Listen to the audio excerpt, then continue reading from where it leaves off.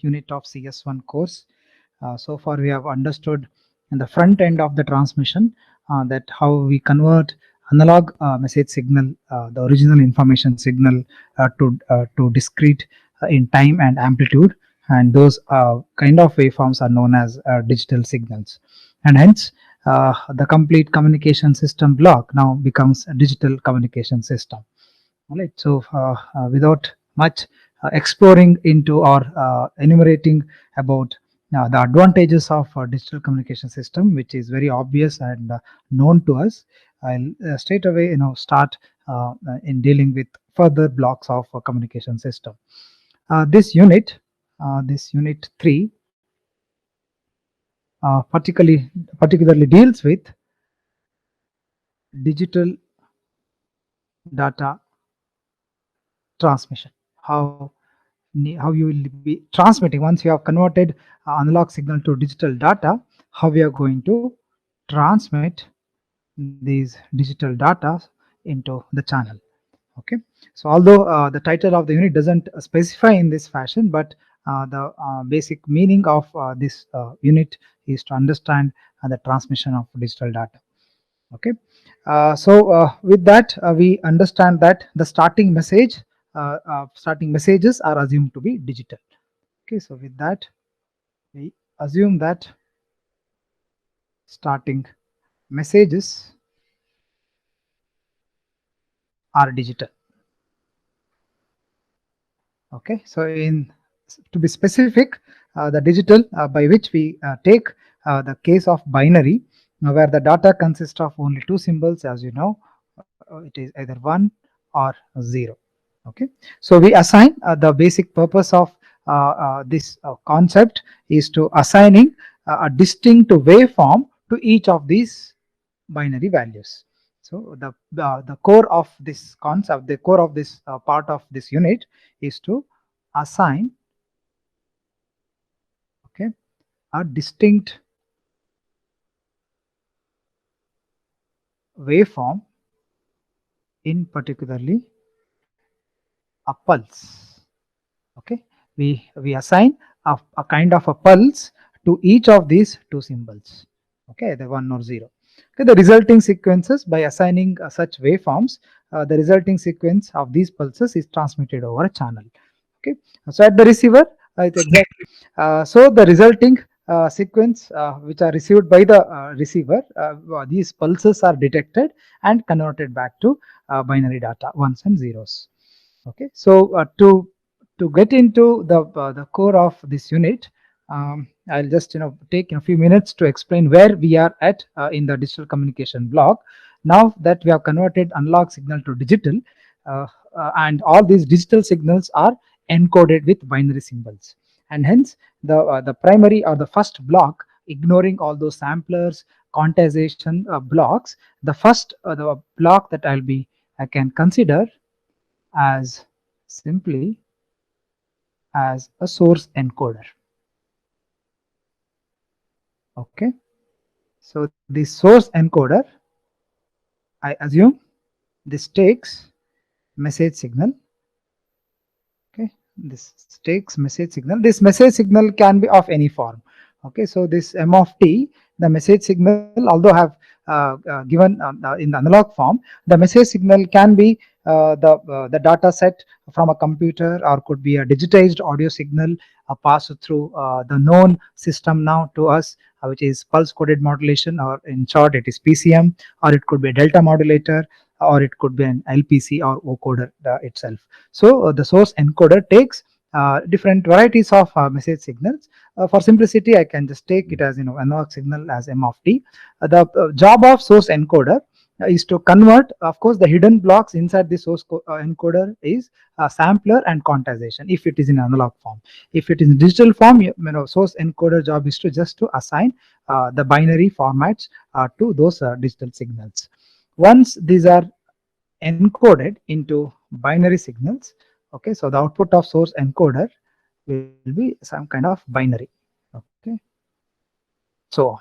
So output of the source encoder is then fed to a block which is known as baseband modulation or baseband modulator. Okay, so this is also known as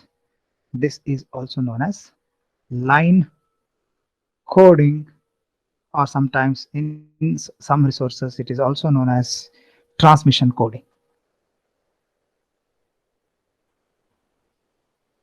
Okay, so in unit 2, at the end of unit 2, we have obtained the binary data, the stream of binary data. Now our job is to understand the principle behind converting these binary data into waveforms, since as I had explained in the earlier classes, that we need to transmit over the channel in analog form only. We cannot just throw these bits into the channel, which is not possible in practically. Okay, so once these are converted to pulses, even those will not be suitable to transmit over the channel. Okay, so these need to be further modulated, and that process is known as digital carrier modulator. Okay, and it's famously known as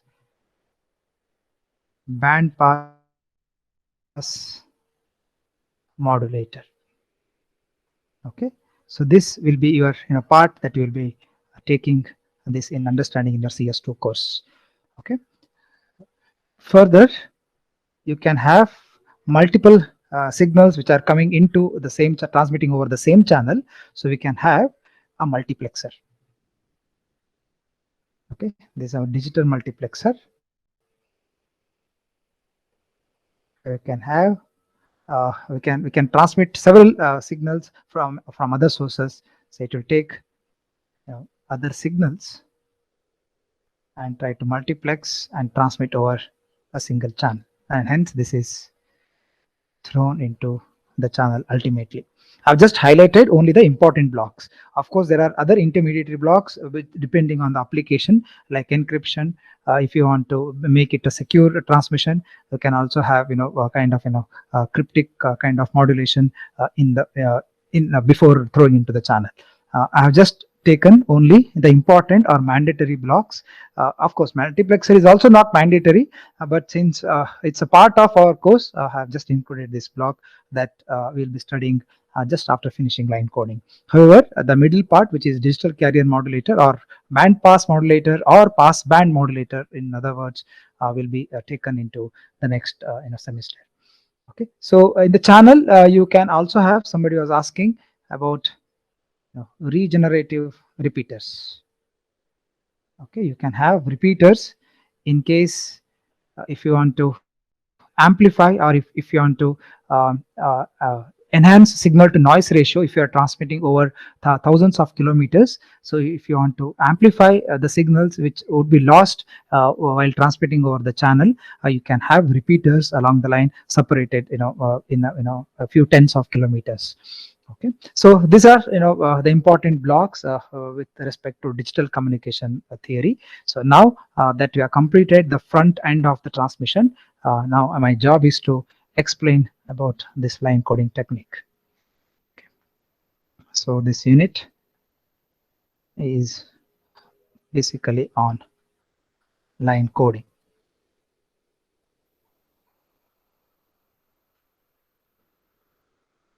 Okay, the digital output, as I told, of a source encoder is converted into electrical pulses. I did not draw that kind of output for line coding. The output of line coder would be pulses, electric pulses. So these pulses need not be rectangular pulses. Of course, our basic intuition of a pulse is a rectangular pulse, but unless and otherwise I specify it's a rectangular pulse, it could take any of the shape. Okay, so it could be simply an electrical pulse of a random nature. Okay, it could be of any form. But remember that the purpose of line coder is to convert this digital bit stream into analog signal. Okay, so the output of this line coder. Okay, so the output of this line coder is basically electrical pulses. okay, or waveforms, electrical waveforms or electrical pulses, in other words. Okay, this is basically for the purpose of transmission over the channel. Okay, and also since its basic purpose to transmission over the channel, in other words, it is also called as transmission coding. There are many possible ways of assigning these waveforms or pulses to the digital data. Okay, in the binary case, in the two symbol case, symbol 1 for binary 1 and symbol 2 for binary 0, in the case of binary, conceptually the simplest form of converting these bit stream into electrical pulses could be on off scheme, where a binary 1 is transmitted as a pulse and binary 0 is transmitted by no pulse or zero signal. Okay, so we'll try to list down what kind of forms that my line coder output can take. Okay, so one of that, simplest case, as I explained, it could be an on off scheme. Okay, so I'll try to list down types of line codes. Okay, one of the simplest form of would be, it is called as on off a signal. Okay, it is also called as a return to 0. Okay, in short, it is known as RZ. Okay, you will understand what you mean by this return to 0 once I plot this waveform. Okay, so if I want to represent this, I can take an bit stream, for example. Okay, okay, this bit stream, I'll take, say, for example, of 12-bit stream to make it more meaningful. Say 1 1 1 0 0, just random values. 1 0 1 1 0 0, can have another 0. If I have 3 ones successively, I can have 3 zeros as well. Okay, this over time. Okay, right. So I can have this on off scheme by the meaning of on off itself. This can be represented as, if there is a 1, so say this is a complete bit duration. Say this is for bit duration 1, next one, and so on. So to mark it very properly, okay, so I can represent these bits into pulses. Now I can say specifically to rectangular pulses. Okay, so this 1 is positive for half the duration, and it is 0 for other half, and hence it is called as return to 0. It returns to 0 after giving a plus amplitude for half of the duration, and another half of the duration will be 0. This is the structure of binary 1. This is one kind of a scheme. So again, similar to that, so this one will also have similar to that. This one will also have one like this, and 0, as I told, there is no pulse at all. Okay, and another 0, there is no pulse at all, and for another 1, so it goes up and returns to 0, and this is 0. Okay, and so on. All right, so this is the basic on off or return to 0 scheme. So this is also known as sometimes unipolar scheme. Okay, so because there is only one polarity, one plus polarity, for that we don't assume any polarity for the binary 0 case. For another symbol, we can have other varieties as well. Okay, so these are the important examples for line coding. These individual schemes have got their own advantages and disadvantages. That's the main purpose of this discussion. That's the reason I am listing them down. So next type of scheme is known as polar. Of course, this is polar return to 0. Okay, in polar return to 0, binary 1 is represented similar to the on-off case or unipolar case, but for binary 0 it is not 0, but it takes the exact opposite of the representation of binary 1. So I mean by that is, I'll try to represent that as well.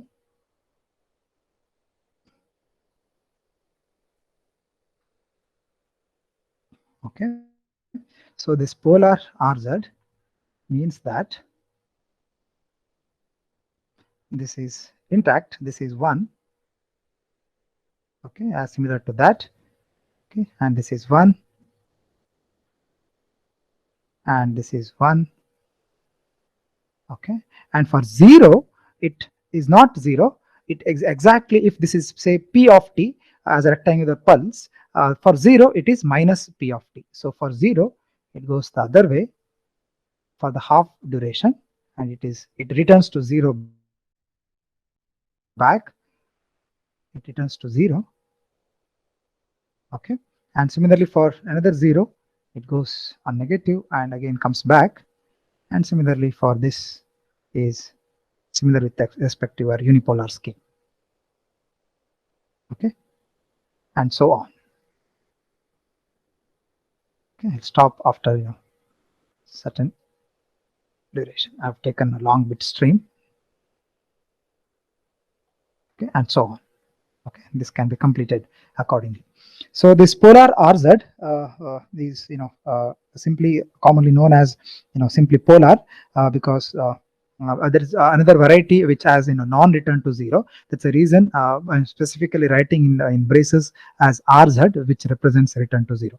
I'll talk about how the pulses or the waveforms will look like for non-return to 0 scheme as well. Okay, so for the third case, we can have another variety. This is known as bipolar RZ, or sometimes it is known as, famously known as, pseudo ternary. Okay, or sometimes it is also known as alternate mark inversion. Okay, so in short it is known as AMI. Okay, this is another type that is used for line coding schemes.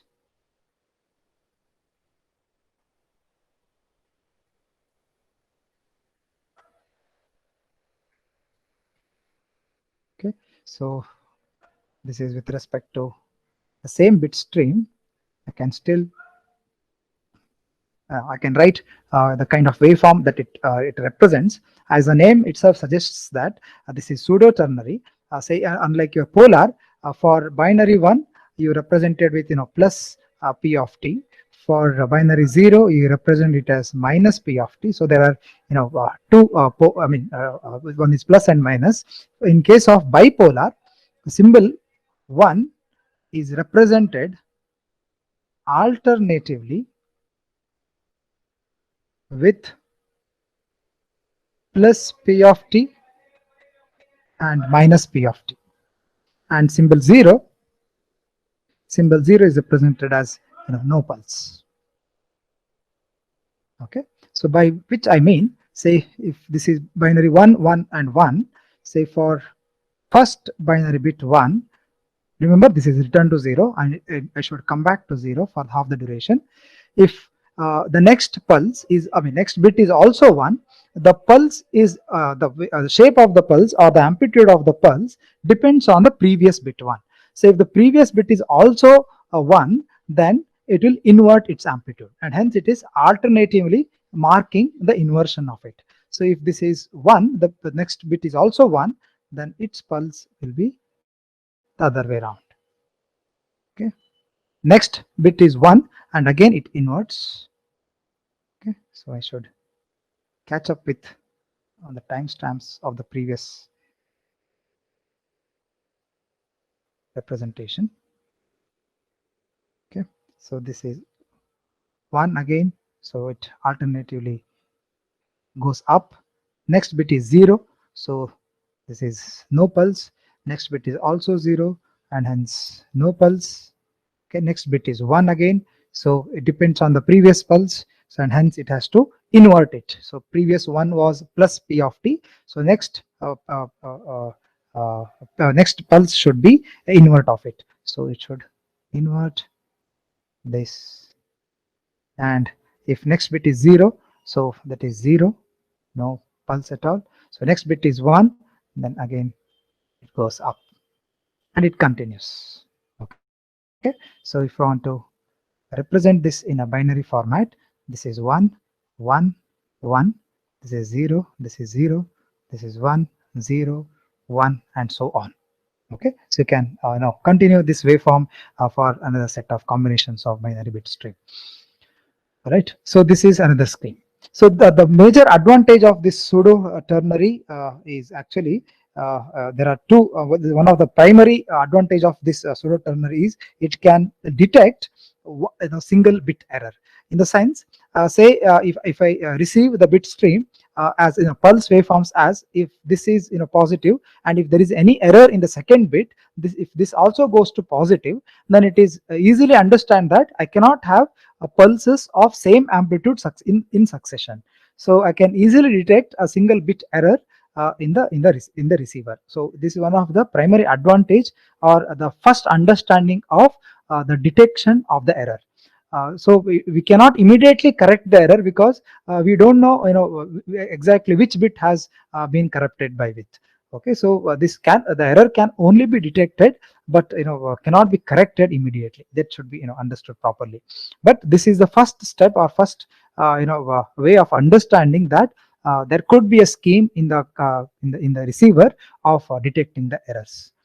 Okay, so there are the other types of line coding techniques which will also be dealt in this course, like there are something known as Manchester coding or BD3 encodings, which is also part of our syllabus, and I'll talk about that once we deal with certain parameters of all these basic line coding schemes.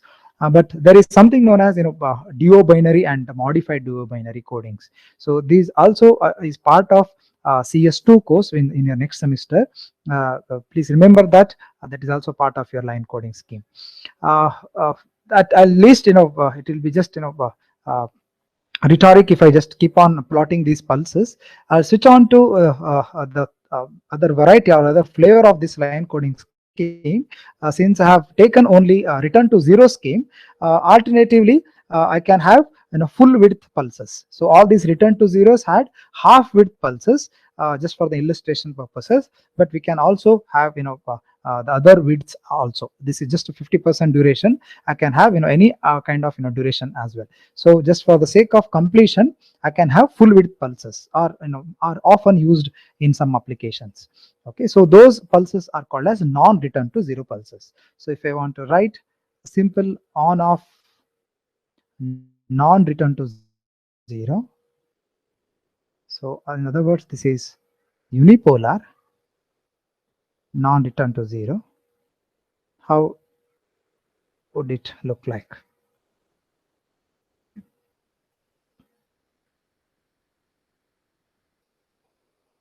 Yeah, for the same similar bit stream, I can also write for this scheme.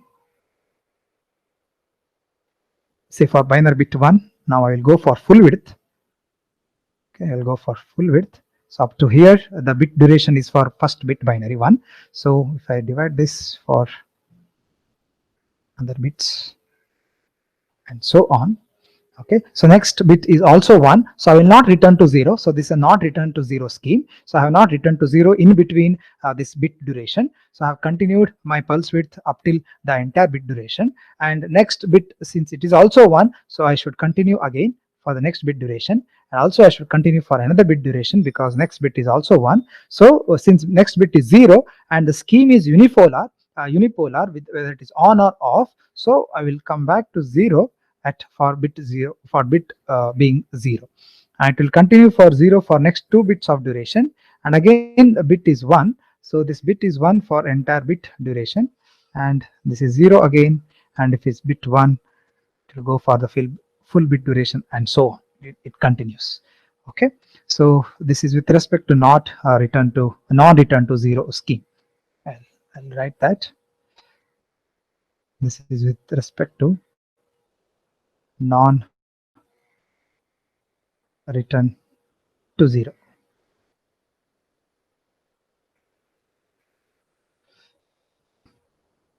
Okay, so I can also have a polar NRZ. Similarly, with respect to the previous one, say I can have polar NRZ. So when I talk about these line coding schemes further in the course, I should your memory should trace back to this particular session, whether how these waveforms look like. Although I'll give brief introduction about these before deriving any parameters related to these line coding techniques, but your memory should trace back to these points.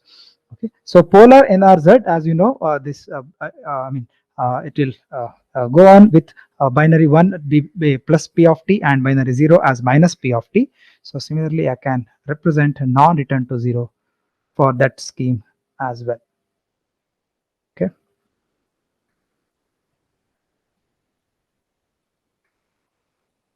Okay. So for polar NRZ, have this marking so that it will be easy for me to draw. Okay, I have stopped somewhere in between, although I had taken initially about 12 bits of binary data. I stopped at around say some 8 bits or so. Okay, so you can continue with basic idea for the previous bits. So polar NRZ, as you know, so this is bit 1, and next bit is also 1, next bit is also 1, so it will continue for the entire 3-bit duration. But next binary bit is 0, so since it is polar, it will go in the other way. So next bit is also 0. This will continue for the another bit duration and comes back for binary bit 1 for the entire bit, and goes again on the minus p of t, comes back, and so on, and continues.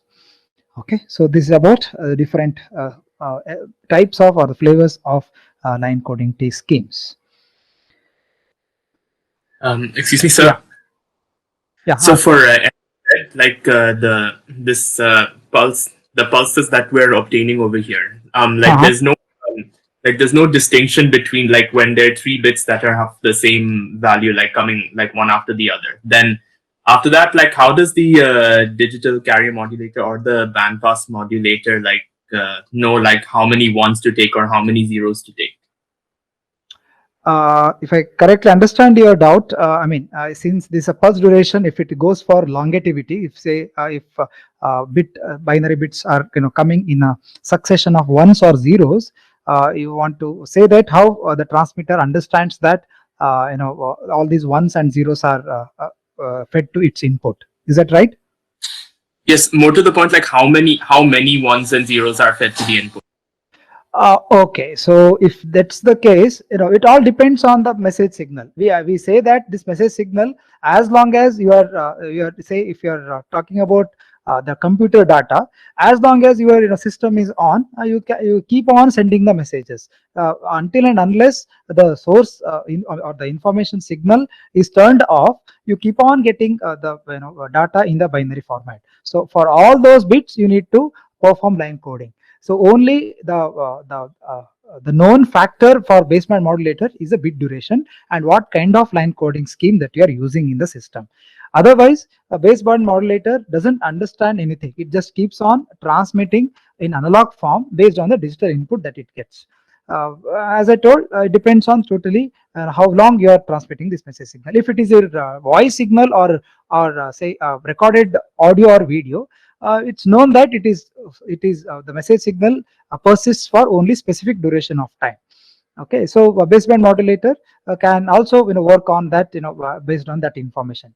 Otherwise, if it's a real world signal, keep on sending the as I speak, I'll keep on transmitting the message signal. The baseband modulator also does the job of forever for the in the continuous time domain. Hope that was your question. Yes, sir. Okay. If you are not satisfied, you can come back with other in offline mode. You can ask if you have if I have not understood your question properly. But that's what, as I told you, definitely your modulator understands what is the bit period and the type of scheme that you are using. Okay, that is, that's known information to the transmitter blocks. Okay. So with these different line coding schemes, I can choose any of these as given the varieties. I can have 25% of duration of or 50% or 75% or whatever scheme that I wish. I can have generation of these bits into electrical pulses. But all these schemes are are good enough for the transmission for the application that I choose. That's the important part of this. So the line coding is done, but the varieties of line coding is understood. But the advantages and disadvantages are also to be understood. Probably these are done in a mathematical way. Okay, so among the desirable properties of any line coding scheme, say I want certain properties of these line codings to be to have for a digital communication scheme for my application. There are few important properties or attributes of this line coding which should be taken care. Okay, that's the important part of that. Okay, desirable, I can say desirable attributes of line coding based on which I prefer to choose the scheme for my application. Okay, so one of the important property, the major property that we already know, that the transmission bandwidth. Okay, this transmission bandwidth should be as small as possible. As we know, the bandwidth is money, right? So the second important parameter that involves in line coding is power efficiency. Correct. So based on the miniature sizes of your devices, handheld devices, or any digital systems, the consumption of the power or the power efficiency for given bandwidth should be as low as possible as well.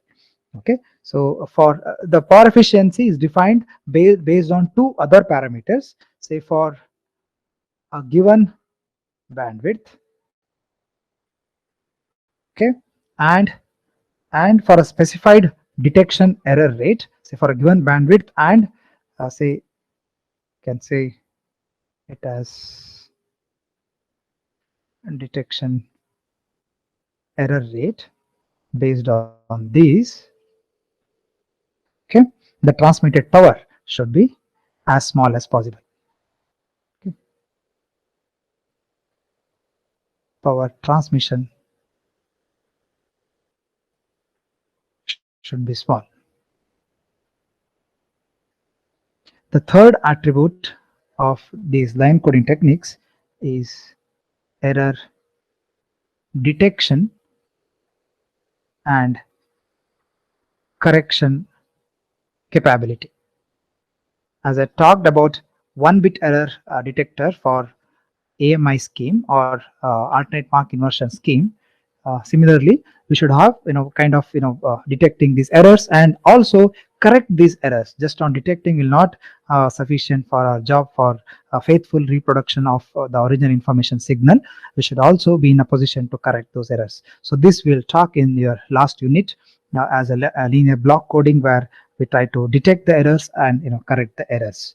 Okay, so it's not just single bit errors. We need to take care of if what if there are say if there are series of bits are getting corrupted in the channel, we should also be able to detect and correct them. Okay, so that's the third important parameter of that, and it should also have a favorable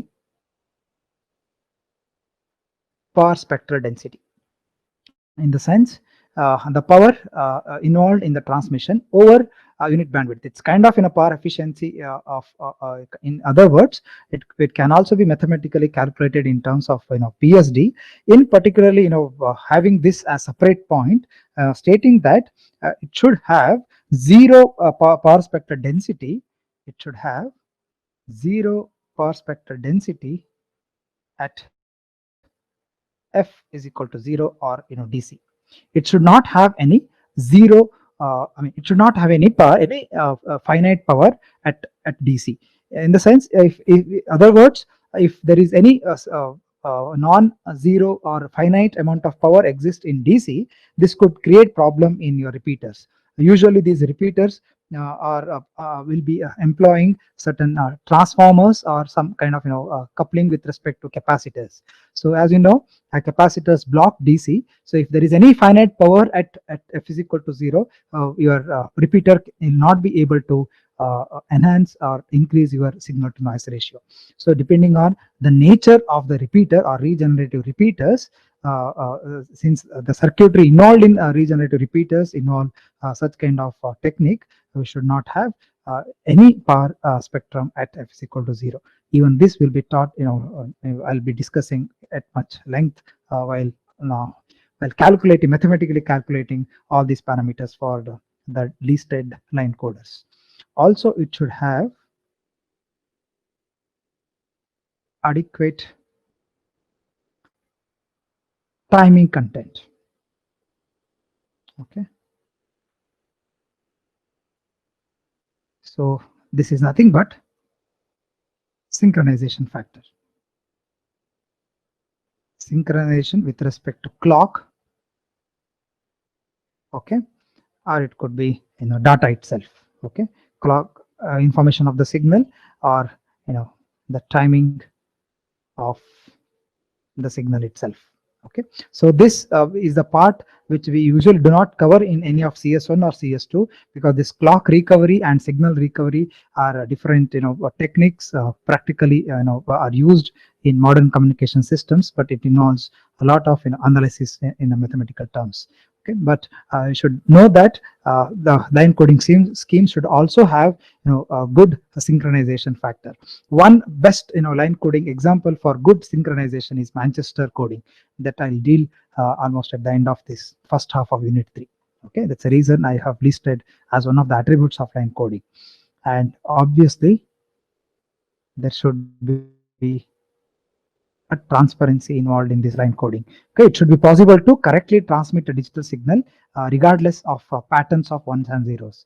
Okay, so as we saw earlier, that long strings of ones or zeros could cause problems in timing extraction. Say some 10 or 15 bits of ones are coming, your transmitter may not understand whether it's real message signal, or it could be error occurred in the message itself or not. So there should be a scheme which involves in handling such kind of infinite streams of bits of ones and zeros. Okay, so that is about transparency. Okay, so I'll write as a brief that it should handle the line coding scheme that you choose. It should handle long strings of, especially zeros.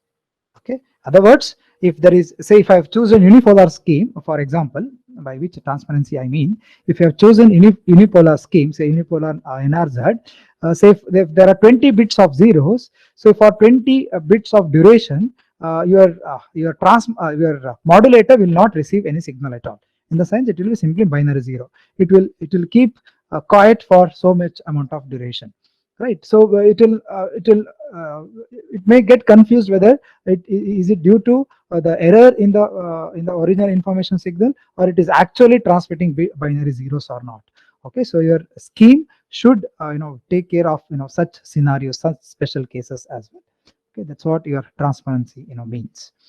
Based on that, we'll try to mathematically calculate all these parameters, most of these parameters, and try to pick which is the better or which is the best suitable scheme for that particular application.